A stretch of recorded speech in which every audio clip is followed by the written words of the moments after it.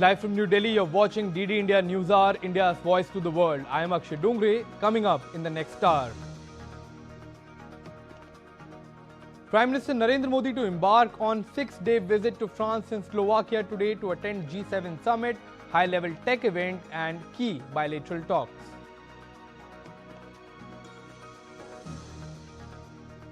External Affairs Minister Dr. S. Jaishankar speaks to US Secretary of State Marco Rubio, voices strong protest over death of Indian seafarers in Gulf region, says lethal actions against commercial shipping not justified.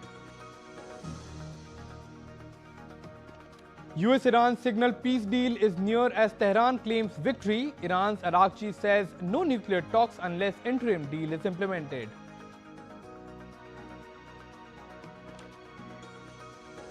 India achieves major defense milestone as DRDO successfully demonstrates advanced ballistic missile defense capability against long-range threats, enters the elite club of countries with such indigenous capability. And SpaceX surges past $2 trillion in Nasdaq debut, closes in on Amazon. Elon Musk becomes world's first trillionaire.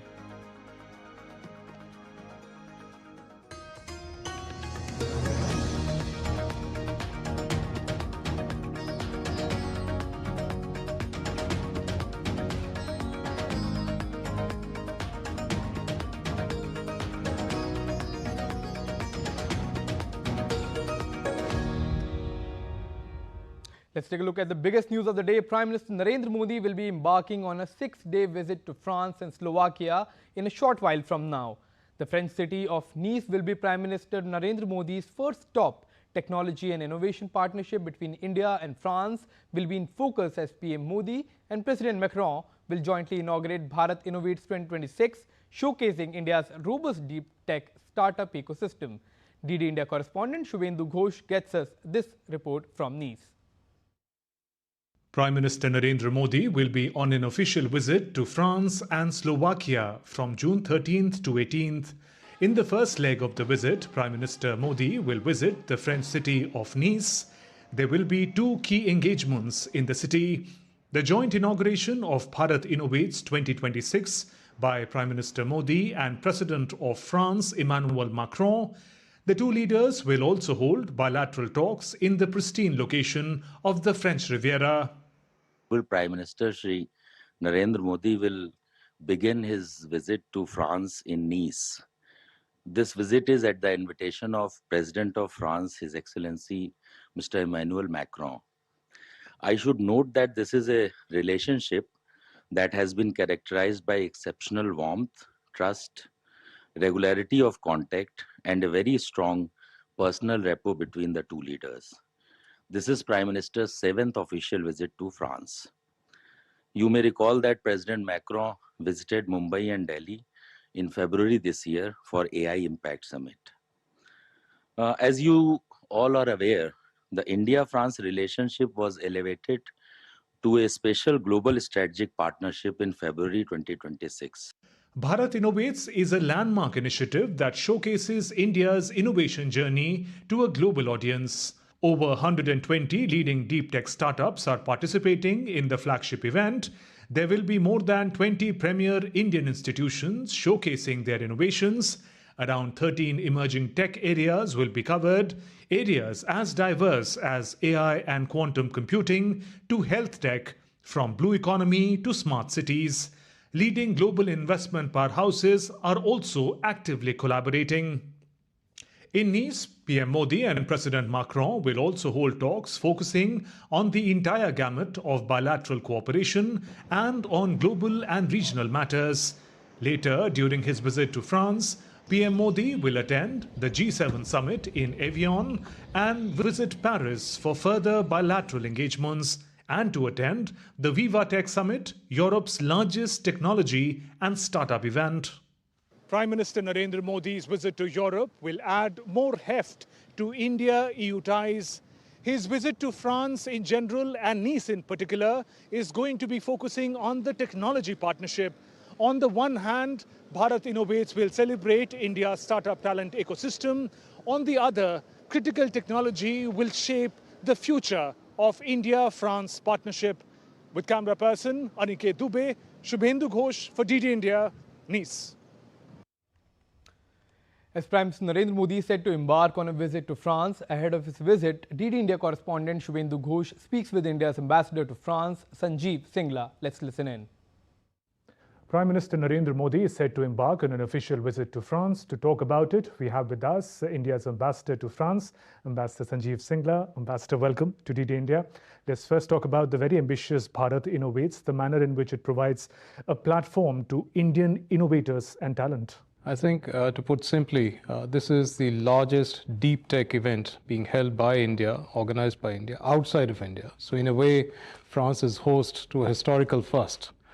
And I think to understand the significance of it, we have to keep in mind broadly three aspects. One is that for many years now, India and France, our bilateral relationship has been moving in a slightly different orbit, qualitatively different orbit. And you would recall that when President Macron had visited India in February, we had elevated our relationship to special global strategic partnership. Now, there was a reason to do so, and the reason had to do with the highly volatile and uncertain global environment around us. And technology is a key part of it, the way it can impact our society, our economies, and we share a common belief that this enormous revolution, if I can use the word, which is happening in technological terms, has a huge multiplier impact in our economies. And how can we use it for social good, for common good for all? And which is why when we held the AI summit in Delhi, our motto was Sarvjan Hitaya Sarvjan Sukhaya. So that is one, to how we can harness this technology for common good, to give greater resilience to our lives, to our economies. So that is one point. Second, you would also recall that when President Macron had visited India, both the leaders had inaugurated the Year of Innovation. The 2026 is being celebrated as the Year of Innovation, and this is taking a step forward in that direction. When I say innovation spans many areas. It's not merely science and technology, it spans artificial intelligence, creative economy, healthcare, sustainable development.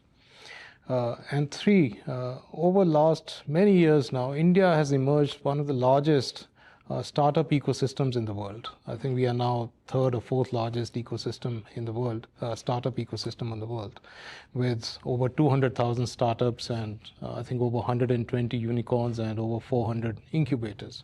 So the idea is if we can showcase that here, and this is slightly different from a normal startup event because this also brings to the table startups plus our research institutions and investors all in one platform and to a region which is a very vibrant region. I mean, France is one of the foremost economies and it has tremendous sophistication when it comes to the depths of its technological prowess. And we are trying to see how we can deepen the conversation between our two countries when it comes to innovation ties. Right, sir. And you mentioned the manner in which the ties have been elevated to special global strategic ties between India and France.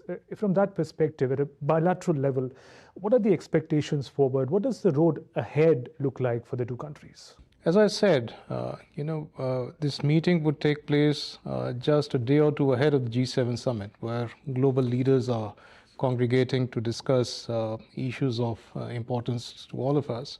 And I think this will be the seventh consecutive time that the Prime Minister would be participating in that. And again, the sheer scale of changes happening around us. It's a moment which is ripe with possibilities. It's a moment which is also ripe with challenges, and therefore it's useful to have a dialogue, an ongoing dialogue at this level, to see how we can shape going ahead, shape the developments going ahead, how we can cope with the challenges which are emerging. And to that extent, I'm sure the two leaders will discuss bilateral issues, regional issues, as well as global issues, going beyond the traditional pillars, which are defense, space, and nuclear. And I'm sure there would be other issues, whether it's people-to-people relations, whether it's science and technology, whether it's others. Right. You mentioned people-to-people ties. Now, Prime Minister Modi's diaspora engagement is always a special one during his foreign visit. What is expected this time? I think what is expected is a direct connect between the Prime Minister and the community, which is something which he always likes and has always been, has always preferred. And that's what we can look forward to. Ambassador Singla, thank you very much for speaking with Lead India. And as organizers and participants prepare for Bharat Innovates 2026, DD India correspondent Shubhendu Ghosh brings us a glimpse of the historic venue and the preparations for the mega event. Nice in France is set to host Bharat Innovates 2026. We are getting you an exclusive peek into the venue of this mega event. As you can see around me, preparations are in full swing for this mega event. This is Palais de Exposition, one of city's best-known exhibition center. It is a classic example of French post-war, post-Second World War architecture. Now, what is special about this event center? For that, you'll have to look at the ceiling. It's unique for its self-supporting vault made of concrete, so there are no internal pillars to support this mega structure. Now, for an exhibition, this opens up more space for exhibitors to really play around with space in a better manner. It's spread over 17,000 square meters and is all set to showcase India's startup ecosystem.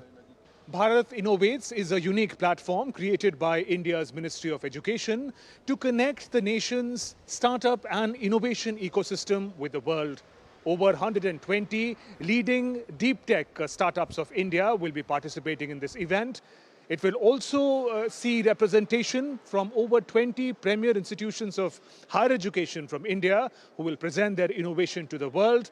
Now, what makes this event complete is that leading global investment powerhouses are also collaborating to make this event a grand success. As we speak, startups and organizers are engaged in final preparations for the exhibition.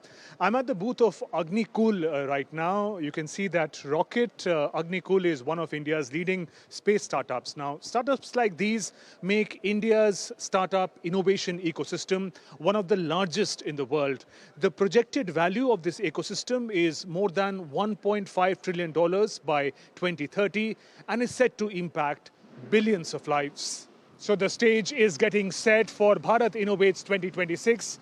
The mega exhibition will be inaugurated by Prime Minister Narendra Modi and President of France Emmanuel Macron on June 14th. It will mark a decisive milestone in India-France tech partnership. With camera person Aniket Dubey, Shubhendu Ghosh for DD India, Nice.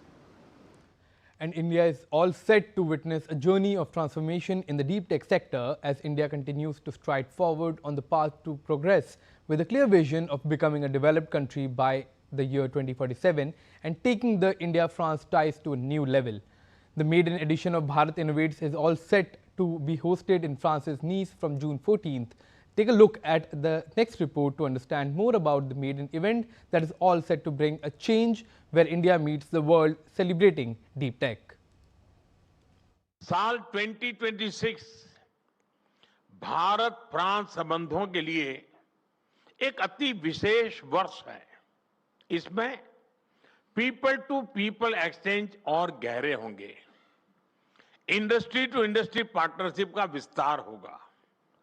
जून 2026 में France में Bharat innovates 2026 के तहत हम भारत के बेहतरीन tech startup दुनिया के सामने रखेंगे जो हेल्थ, क्लाइमेट, सिक्योरिटी जैसे ग्लोबल चैलेंजेस के समाधान बना रहे हैं। India stands at a defining moment in its development journey, one where innovation is no longer merely an aspiration, but a fundamental driver of economic growth, global competitiveness, and societal transformation.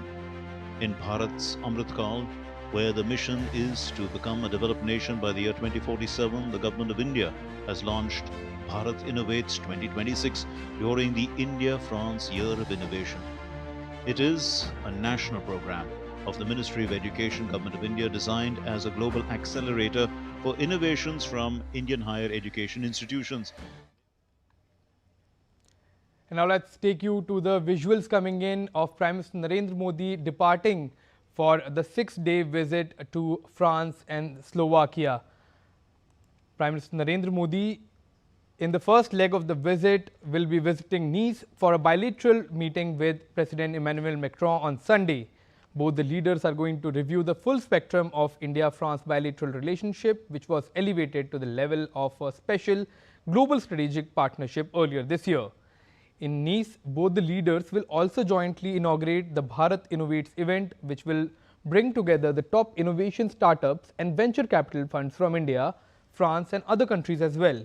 Ministry of External Affairs has said that during the India-France Year of Innovation, the signature event reinforces the vibrant innovation partnership that exists between the two countries. On the second leg of his visit, Prime Minister Modi will pay a state visit to the Slovak Republic from 14th to 16th of June. This will be the first ever visit by an Indian Prime Minister to Slovakia since its independence in 1993. The visit follows President Draupadi Murmu's state visit to Slovakia in April last year and Slovak President Peter Pellegrini's visit to India for the AI Impact Summit in February this year. Prime Minister Modi will also hold talks with his Slovakian counterpart Robert Fico and explore new avenues of cooperation. And Prime Minister Modi is also going to meet the President of the country as well. Now, during the third leg of his visit, PM Modi will participate in the G7 summit in Evian in France on 16th and 17th of June. During the summit, he is going to exchange views with G7 leaders and those from invited partner countries and international organizations participating in the summit. On the final leg of his visit, Prime Minister Modi will visit Paris on 18th June for further bilateral engagements and to attend the VivaTech Summit, Europe's largest technology and startup event. Prime Minister Modi is also expected to address the members of the Indian community in Paris as well. So, these are the visuals coming in of Prime Minister Narendra Modi. And these are the shots coming in of Prime Minister Narendra Modi now departing for this very important 6-day visit to France and Slovakia. And India is all set to witness a journey of transformation in the deep tech sector as India continues to stride forward on the path to progress with a clear vision of becoming a developed nation by the year 2047 and taking the India-France ties to a new level. The maiden edition of Bharat Innovates is all set to be hosted in France's Nice from June 14th. Take a look at this report to understand more about the maiden event that is all set to bring a change where India meets the world celebrating deep tech.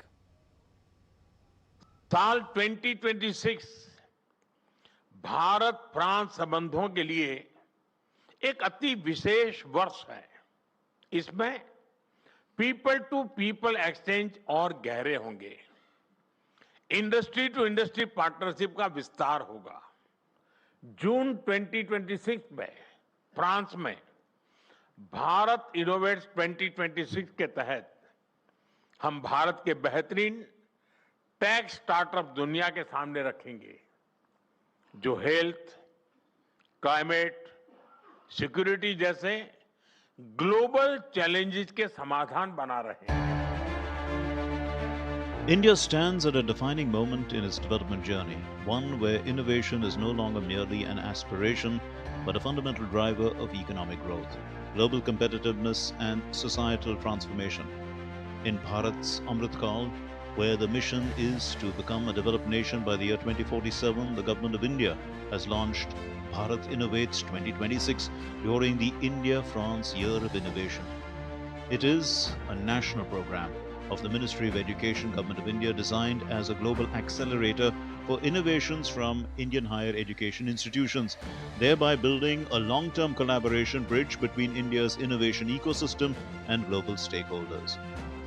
Announced by Prime Minister Narendra Modi on the 17th of February 2026 at the inauguration of the India-France Year of Innovation, the maiden event extends invitation to global leaders, CEOs, investors, and universities to collaborate with India's innovation ecosystem. Bharat Innovates 2026. The maiden edition takes India's top 120 deep tech startups to Nice, France, to catalyze pilots, co-development, investments, research partnerships, manufacturing, and market access, along with 15 premier Indian higher education institutions, including the IITs and IISc, and 5+ scientific and strategic institutions will come together. Bharat Innovates will serve as a privileged gateway to the Indian innovation ecosystem revolving around 13 frontier technology themes. These include semiconductors, biotechnology, space and defense, healthcare and medtech, advanced computing, AI, cloud, quantum, next-gen communications, advanced materials and critical minerals, energy, sustainability and climate, smart cities and mobility, blue economy, agri and food technologies, disaster management and resilience. For global stakeholders, Bharat Innovates 2026 will provide an opportunity to build sustained engagement with India's innovation ecosystem through investor-grade deal flow, fast-track partnerships, research access, problem-to-solution bridge, global soft landing routes, R&D pipeline. As the world navigates rapid technological disruption, climate imperatives, and evolving supply chains, India is emerging not just as a participant in these changes, but as a leader shaping the future. The narrative has moved beyond Make in India to embrace a more ambitious vision. Create in India, innovate for the world. French President Emmanuel Macron had famously said, "The question is no longer if India innovates, the question is who will innovate with India." We are at Palais d'Exposition, the venue of Bharat Innovates, a unique global platform which is going to bring together and join the ecosystems of higher education, startups and talent mobility of India and France. With camera person Aniket Dubey, Shubhendu Ghosh for DD India, Nice. As Prime Minister Narendra Modi and French President Emmanuel Macron will jointly inaugurate the maiden edition of Bharat Innovates 2026 in Nice, France tomorrow, the three-day global deep tech conclave being held from June 14 to 16th will showcase 120 of India's most advanced technology ventures and startups before leading international investors, innovators and technology industry stakeholders as well. And we are being joined in by DD India correspondent Shubhendu Ghosh from Nice, France. Shubhendu, my first question to you is, technology and innovation appears to be the highlight of Prime Minister's visit to Nice, France. Tell us more about it.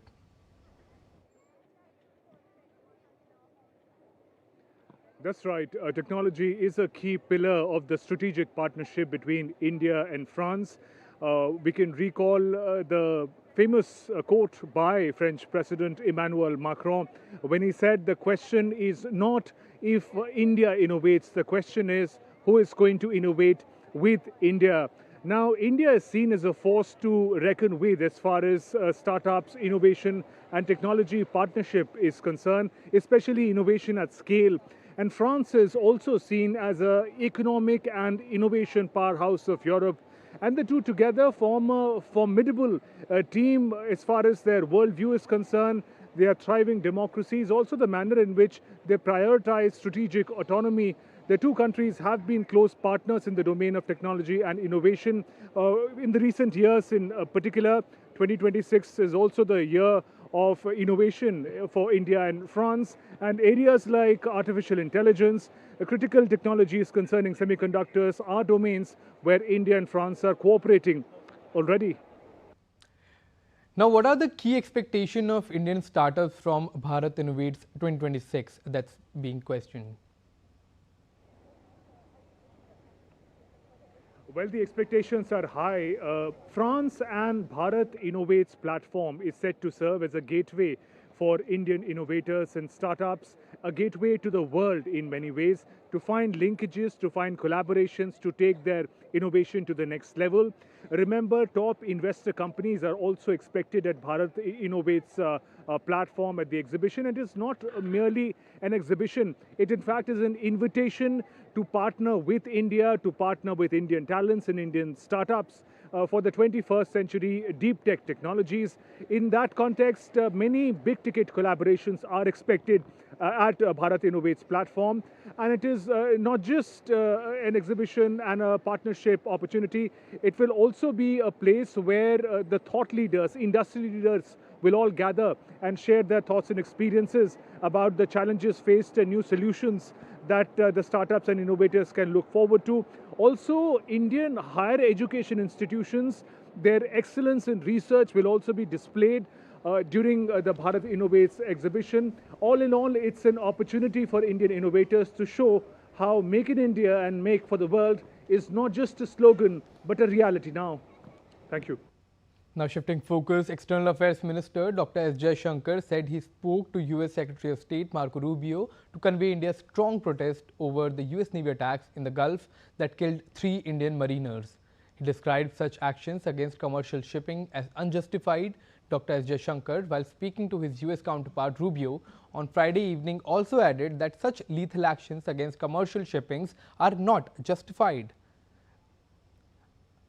Earlier on Friday, the US Charge d'Affaires, Jason Meeks, was summoned to the Ministry of External Affairs. According to an MEA statement, a strong protest was lodged with the US CDA regarding the continuing attacks by the United States naval forces on commercial vessels carrying Indian sailors in the Gulf of Oman, which have already resulted in the tragic and unavoidable death of 3 Indian mariners.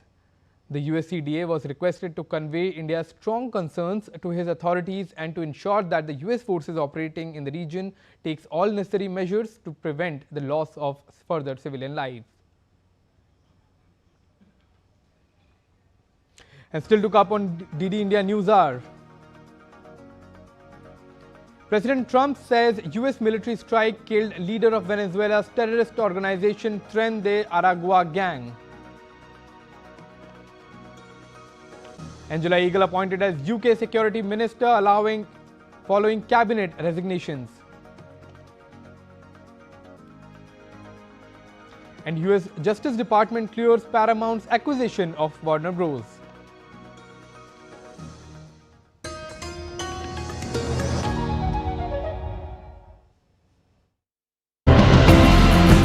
Across India, human-animal encounters have now become more frequent than ever. So maybe the wild isn't as far as we think. The Brown Bear Project was launched here in 2023. Its goal is to create harmony between bears and humans. These are the musk roses. This ancient flower is emerging as a valuable crop in Uttarakhand. Rosewater offers farmers here a high-value alternative. And here, 1 ton of biochar, which is obtained from around 8 trees. In the international carbon credit market, this can earn upwards of $300 for each ton of biochar. The Tamil Nadu Tribal Welfare Department teamed up with the Indian Institute of Horticultural Research. Farmers receive free seeds, fertilizers and machinery, along with training in crop management.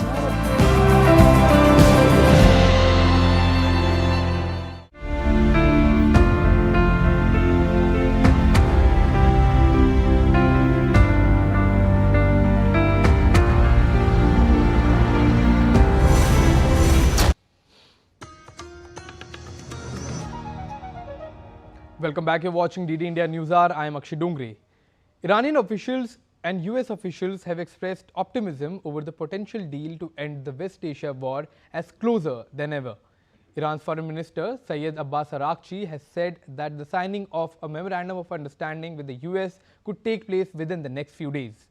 Araghchi said that upon finalized, the MOU will be signed digitally by both sides in their respective countries and then announced. Giving details, he said that following the potential signing, both parties will commit not to initiate any other war and will begin the second stage of negotiations scheduled within a 60-day period to reach a final agreement focusing mainly on Iran's nuclear program and sanctions removal. He stressed that Tehran insists that the only acceptable way of dealing with its highly enriched uranium will be diluting it within the Iranian territory. Other key issues in the MOU will include the reopening of the Strait of Hormuz, the full lifting of the US anti-Iran naval blockade, and the release of Iran's frozen assets.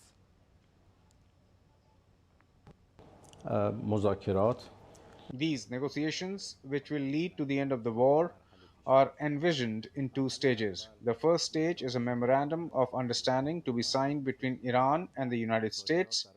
Then, negotiations for the second stage will begin, and subsequently, in the second stage, we will have a final agreement. We postponed the nuclear issue to the final agreement for various reasons, as it was truly impossible to discuss it under current circumstances. In the second stage, or the final agreement, the nuclear issue, alongside the issue of lifting sanctions on Iran and one or two other matters that I will mention at another time, will be reviewed and a final agreement will be reached. بررسی خواهد شد و توافق On the Strait of Hormuz, Arakchi said its management will definitely not to return the pre-war era, while Iran will retain sovereignty and a military presence. A legal system consistent with the international law will be established. He ruled out tolls for passage but noted that charging service fees will be reasonable. Iran's top negotiator, Mohammad Bakir Khalibaf, said that commitments made in negotiations must be honored. The progress towards an agreement has emerged at the end of a week that brought a sharp escalation in the hostilities in the Gulf, including the Israeli-Iranian exchange of fire and US strikes on Iranian targets, followed by retaliation against US bases. Meanwhile, a senior White House official has said that a proposed agreement with Iran meets the core objective set by the US president and could be signed in the coming days, though internal Iranian differences still are there and they still remain. The officials said that the deal would reopen the strait and lift the blockade, while also leading to the dismantling of Iran's nuclear program and transfer of enriched material out of the country. Addressing concerns over Iranian domestic messaging, the officials warned against relying on the state-affiliated media. The official also said that negotiations were progressing towards a signing within days, estimating an 80 to 85% likelihood of conclusion, though noting the process was still not over. Rejecting reports of upfront financial gains for Iran, the official refuted claims that Tehran would receive payments upon signing the Memorandum of Understanding.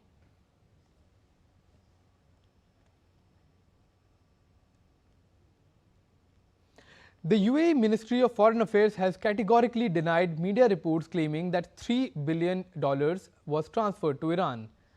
The ministry said the allegations are entirely false and unfounded and clarified that no frozen Iranian funds have been released, transferred or routed through the UAE. It also urged media organizations to rely only on official sources and ensure accuracy while reporting.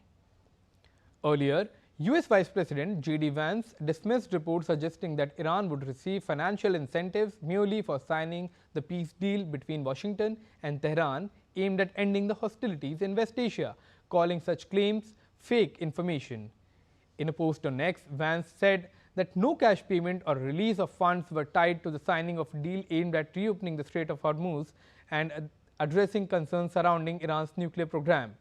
In a post on X, Vance also said that no cash payment or release of funds were tied to the signing of a deal.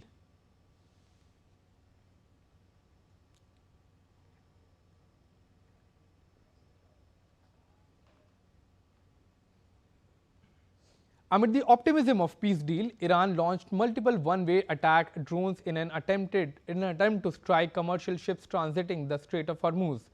US forces have downed all of them in recent hours as traffic flow through the Strait of Hormuz unimpeded. The international trade corridor remains open for transit as well. Meanwhile, the conflict that began on February 28th and has severely disrupted shipping through the strait, a narrow waterway between Iran and Oman, which consists of about 20% of world's oil and gas flow before the war.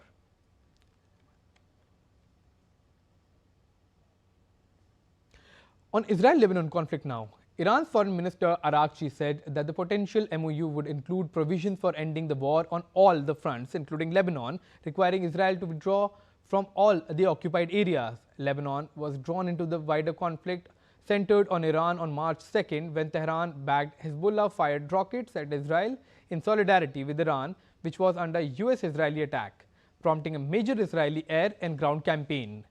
The US declared a ceasefire on April 16th, but fighting has continued and Lebanon says Israel has carried out nearly 3,500 strikes since the truce was announced. Israeli forces have occupied swathes of southern Lebanon. Meanwhile, the United Nations has said that the UN interim force in Lebanon continues to observe extensive Israeli military activity across its area of operation in southern part of the country.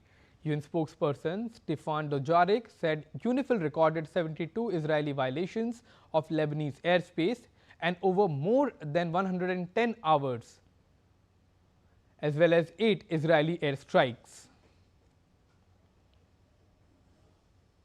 On the broader humanitarian front, we remain deeply concerned by the continued impact of hostilities on healthcare, people's access to essential services. Yesterday, a reported strike near Hiram Hospital, entire district in South Governorate, injured 10 staff members and damaged the hospital's buildings and impacted its vehicles as well. This is at least the 5th reported incident affecting Hiram Hospital since the escalation started on March 2nd. That's what authorities are telling us. And we have been joined in by DD India correspondent Akhilesh Suman, who will tell us more about this conflict. Akhilesh, good morning and welcome. This is such a good news, at least now coming at this point in time. The news that had impacted the entire global trade, especially countries of the global south. But with this news coming in, is the optimism too much there as far as the end of the conflict is concerned, or are we really nearing a solution to this problem that we have not only seen this year, but for decades as far as the Israeli and Iranian hostilities are concerned?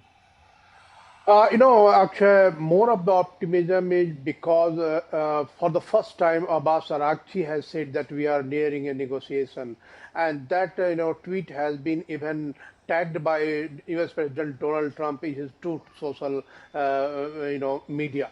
So in that way one can say that yes, it seems that they are quite close. Other than that, in Switzerland, from Switzerland, foreign ministry statement has come that we are ready to, host Iran and USA for a negotiation. And we are hearing that they are making all the arrangements for, delegations of both the countries to reach there. But still it is not clear whether it will be signed digitally, as Abbas Araghchi had been saying, or they will reach, both the delegations will reach Switzerland and they will sitting face to face across the table to make the final decision about the agreement, whether it is interim agreement, whether it is stage 1 or stage 2. But one thing is very clear, Akshay, that Iran is bargaining very hard. Maybe President Donald Trump is telling that off and on that we will hit hard on Iran, but Iranians are bargaining very hard, and the way Abbas Araghchi is telling publicly, I think that it is still very fragile, because one statement leads to another attack from one side, and one attack from one side leads to another response from another side. So still it is very fragile whether an interim agreement is also going to be signed, because we are seeing that still till yesterday drones were coming from Iranian side as per US claims, and they are trying to attack anyway ships passing through the Strait of Hormuz. So such type of behavior might again and any time ignite the wrath of the opposing party, that is US. And that the Strait of Hormuz is not only Iran's property, as Mr. Agassi is claiming that in one way or another Iran will have control over the Strait of Hormuz, and he is claiming that it will not be pre-February 28th situation. So I think these are the fragile issues, and also Abbas Araghchi, though he has claimed that any nuclear issue will be, if it has to be dismantled, it will be buried inside Iran, it will not go outside Iran. So these are the issues that has to be decided, but even the mediators are telling that they are very close to the deal. But remember February 28th, when Omanis were telling that they are very close to the deal, and again attack started. So still I will keep the fingers crossed. Which way it will go, no one can claim, because Israel is also a part. Israel is also a party, and Israelis are very, day before yesterday, Benjamin Netanyahu was making a claim that they will not allow Iran to make a nuclear bomb, and also to destroy their missile capabilities. So this also have to kept in mind. Absolutely. Quite essential to note all of these points that our DD India correspondent Akhilesh Suman has pointed. Now moving on, Angela Eagle has been appointed Britain's Security Minister on Friday after her predecessor, Dan Jarvis, was named Defence Minister of the country. She was reportedly Minister of State in the Department for Environment, Food and Rural Affairs. She was elected as a Member of Parliament for Wallasey in July 2024 general election.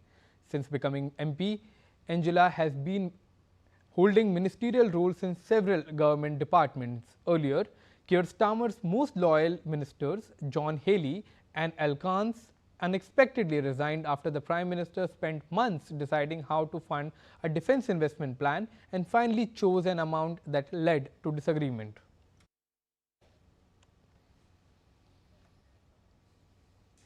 And days before the G7 Leaders Summit in France, French President Emmanuel Macron met with Canadian Prime Minister Mark Carney on Friday. Macron and Carney touched on their shared goals and commitments to international law, resolving conflict through diplomacy and building strategic autonomy. Carney announced that Canada and France agreed to deepen information sharing in defence, aerospace and artificial intelligence. Canadian Prime Minister was hopeful the G7 summit would yield progress towards a cessation of hostilities involving Iran, adding that Canada remained prepared to help maintain the opening of the Strait of Hormuz once it is secured. Canada prepared to contribute, and we remain prepared to contribute to, once the strait is open, to maintaining the opening of the strait and the guarantees in and around that, and there's various ways to do that. I expect, I'm hopeful, maybe is the best way to put this, that there will be additional progress in terms of establishing a cessation of hostilities and something for the G7 and the main countries from the region, not all, but the main countries of the region, the UAE, Saudi Arabia, Qatar, and Egypt coming to the special session for those discussions.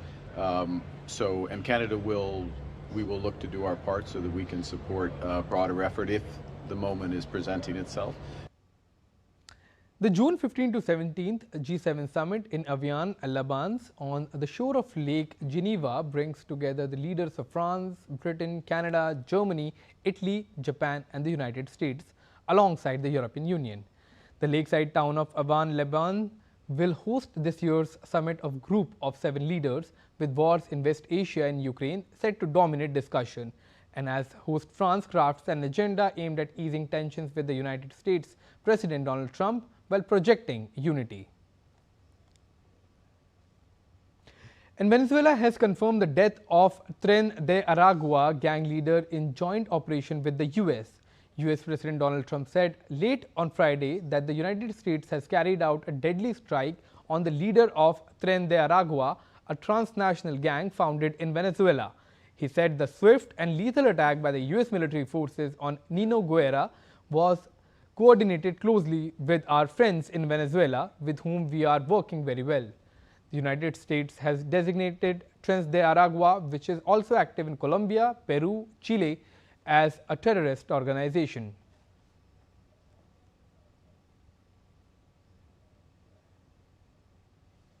And SpaceX shares surged 19% as their Nasdaq debut, pushing the company's valuation beyond $2 trillion and making it the 6th largest firm in the United States. The record-breaking $75 billion IPO surpassed the scale of Saudi's Aramco 2019 listing, drawing strong investor interest across institutional and retail segments. Shares opened at $150 and closed at $160.95, with over $84 billion worth of stock traded during the session. The rally elevated CEO Elon Musk to become the world's first trillionaire, reflecting investor confidence in his space, satellite and AI ventures. The company's valuation now surpasses Broadcom, with Amazon next at $2.6 trillion, as analysts warn of potential volatility due to high valuation and limited public float. SpaceX is expected to be fast-tracked into the Nasdaq 100 index, which could further boost demand from passive funds. Meanwhile, the US Justice Department's Antitrust Division has cleared a Paramount Skydance Corporation's planned $110 billion acquisition of Warner Bros. Discovery. As per reports, Department of Justice officials determined that transaction did not pose a threat to the competitions. The department approved the merger without requiring any divestitures, behavioral remedies or concessions. spokesperson for Paramount and the DOJ spokesperson have not yet commented. The clearance gives Paramount another regulatory green light to point to as it seeks to ward off a potential challenge to the deal by California and other states. Paramount has argued the deal has no antitrust problems and said the combined company would increase competitiveness pressure on Disney and Netflix.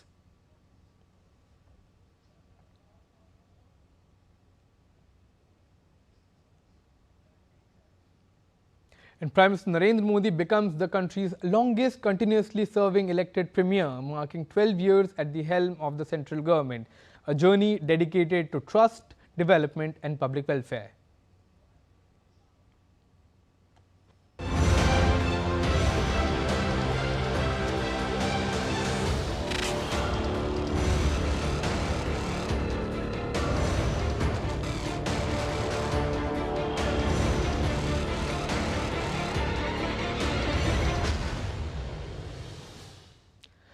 Over the last 12 years, women-led development has emerged as a key pillar of India's growth story. From social reform and financial inclusion to health, education, entrepreneurship and national security, a series of initiatives have focused on expanding opportunities for women across the country.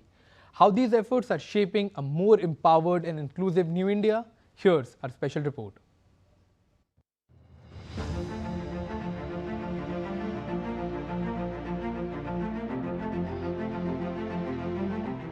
Empowerment begins with dignity, and over the last few years, several landmark reforms have been made aimed at strengthening the rights and status of women in India.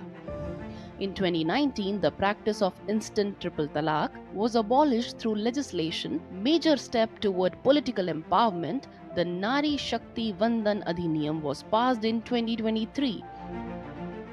Providing 1/3 reservation for women in Lok Sabha and state legislative assemblies. Campaigns such as Beti Bachao Beti Padhao also focused on protecting, educating and empowering the girl child. For millions of women, government welfare schemes brought changes to everyday life. Under the Ujjwala Yojana, more than 10 crore LPG connections were provided to women from poor households, reducing dependence on traditional cooking fuels and improving health and safety. The Swachh Bharat mission transformed sanitation access across rural India. More than 12 crore toilets were constructed, bringing dignity, security, and improved living conditions for women. Maternal and child health also remained a major priority. Schemes like Pradhan Mantri Matru Vandan Yojana and the Universal Immunization Program strengthened nutrition, healthcare, and institutional support for mothers and children. Through Mission Poshan, technology and community participation were used to improve nutrition outcomes nationwide. Women's economic participation became a central focus of policy. Through the Pradhan Mantri Mudra Yojana, crores of women entrepreneurs received financial assistance to start and expand businesses. Across rural India, self-help groups under the National Rural Livelihoods Mission emerged as powerful engines of financial independence and community leadership.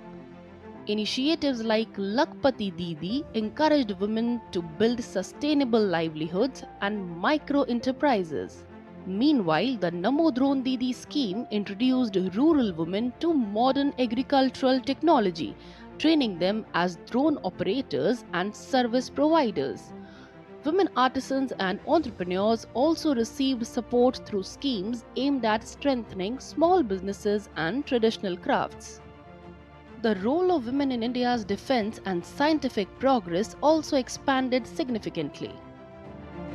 The number of women officers in the armed forces increased steadily, with women taking on greater operational and leadership responsibilities. From all women military expeditions to participation in national ceremonial events, their growing presence reflected changing realities within India's defense forces. In science and technology, Indian women played key roles in major achievements, including space missions such as Chandrayaan-3. India today also has one of the world's highest proportions of women graduating in STEM fields, reflecting the rise of confident and aspirational Nari Shakti. Through Mission Shakti, the government adopted a broader life cycle approach toward women's safety, security, and empowerment. The vision was not limited to welfare alone, but aimed at ensuring women become equal stakeholders in India's development journey. From social reform to financial empowerment, from health and education to leadership and innovation, women today are playing an increasingly central role in India's development story. And as the country moves towards the vision of Viksit Bharat, women-led development is expected to remain one of its strongest driving forces. Kriti Varhera's report for DD India.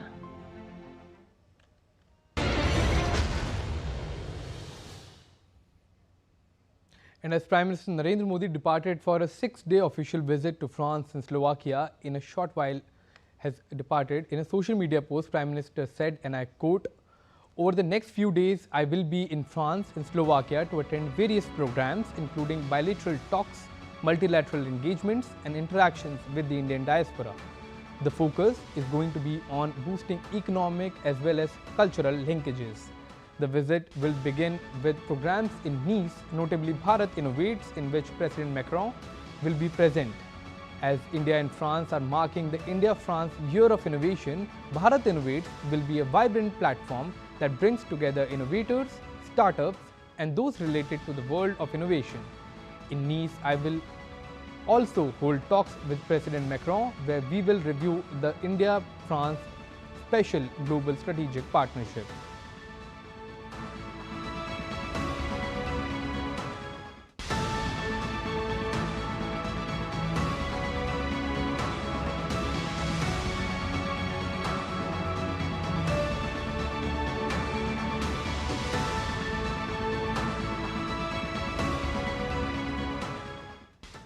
And President Draupadi Murmu reviewed the Spring Term 2026 Passing Out Parade at the Indian Military Academy in Dehradun.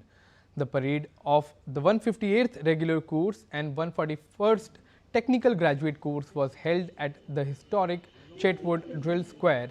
Uttarakhand Chief Minister Pushkar Singh Dhami was also present at the ceremony. A total of 515 gentlemen and lady cadets were commissioned into the Indian Army. The batch included 34 foreign cadets from 16 friendly nations who will join their respective armed forces. In a historic first, 9 women cadets graduated and were commissioned as officers from the academy. The women cadets who joined in July 2025 marched alongside their male counterparts after completing rigorous training.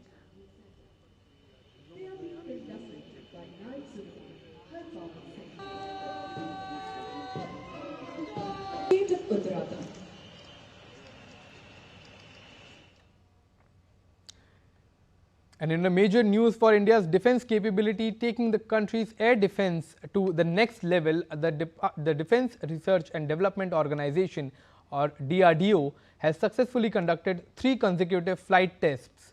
These tests have put the country in elite group of nations having BMD capability to engage up to intercontinental ballistic missiles. In this test, multi-layered ballistic missile defense capability was successfully demonstrated. The systems are designed and developed with the latest technologies to address the emerging missile threats. DRDO demonstrates the nation's next-gen defense capabilities across the world.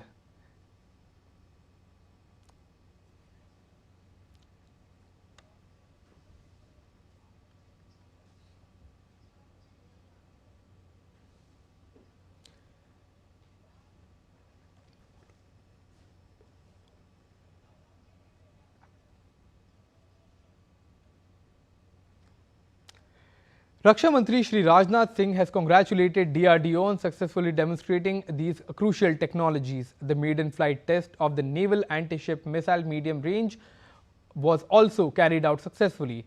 The flight tests were witnessed by senior officials of DRDO and Defence Forces. Now some sports news, and in sports, Canada hosted its historic FIFA World Cup 2026 opening ceremony at the Toronto Stadium, BMO Field, with a star-studded celebration. The vibrant star-studded celebration highlighted Canada's indigenous heritage and rich multicultural identity.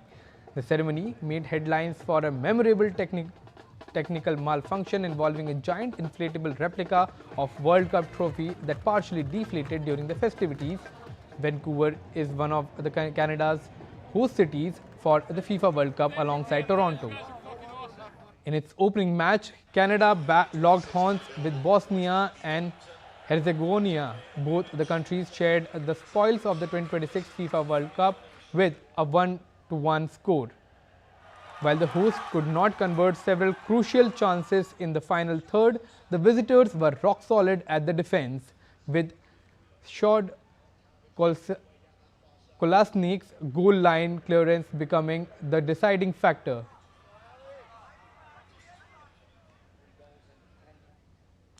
And that's all for this edition of DD News Hour.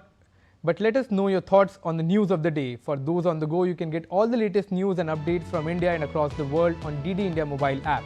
The app is available both on Android and iOS platforms. Scan the QR code on the screen to download now. And we'll be back with more news as it breaks here on DD India. I am Akshay Dongre, and from all of us here in New Delhi, thanks for watching DD India News Hour.